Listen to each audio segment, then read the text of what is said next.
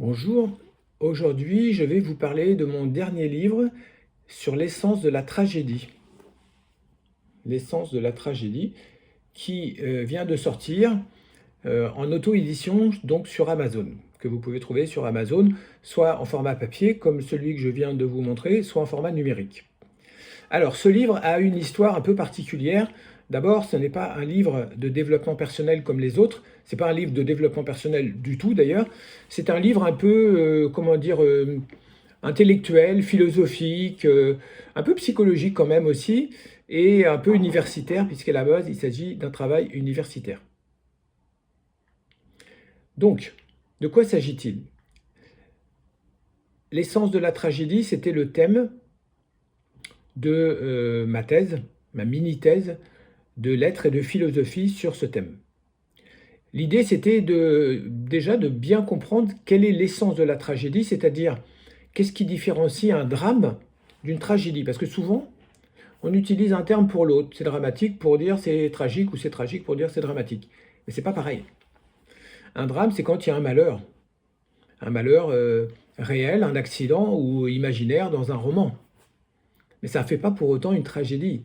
La tragédie, c'est quelque chose de très précis, de très codé. Même si ça évolue beaucoup, c'est quelque chose de très particulier. Donc j'ai étudié les conditions, les critères de la tragédie, donc du tragique. Et je suis arrivé à deux grands critères, deux familles de critères. Pour faire simple, le premier critère, c'est que le malheur tragique a une double particularité, c'est qu'à la fois il est annoncé dès le départ, donc il est prévisible et il est inévitable. Prévisible et inévitable. Sinon, ce n'est pas vraiment tragique. Ça, c'est la première chose. On pourrait dire c'est la condition extérieure, la condition d'énonciation, la condition du récit. Et puis, il y a une autre condition interne, c'est qu'à l'intérieur de cette histoire, pour le héros tragique, en tout cas la personne concernée, ce héros doit subir un dilemme tragique. Qu'est-ce que c'est qu'un dilemme? C'est un choix impossible et insupportable. C'est quand on doit, par exemple, choisir entre se couper le bras ou se couper la jambe, vous voyez? Mais à tous les coups, on perd quelque chose. Ou sacrifier son fils ou sa fille, par exemple. Voilà. Donc ça, c'est le choix de Sophie. Voilà, ça, c'est un dilemme tragique.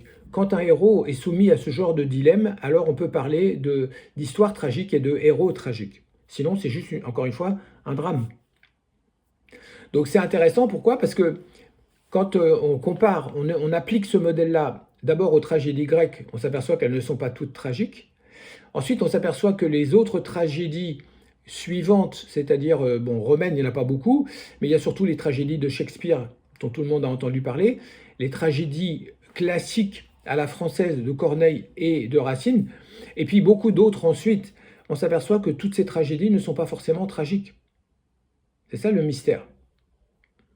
Mais ce qui est intéressant, c'est que, à contrario, on s'aperçoit que certaines œuvres qui ne sont pas des tragédies sont tragiques.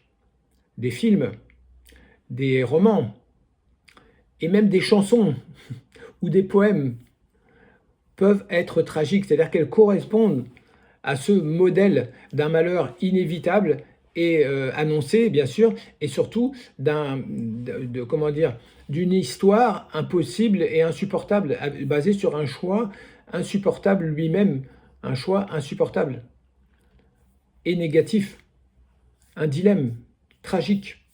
Voilà, donc si vous voulez en savoir davantage, rendez-vous sur Amazon et puis procurez-vous ce petit livre, voilà, que vous pouvez trouver encore une fois en numérique ou en version papier.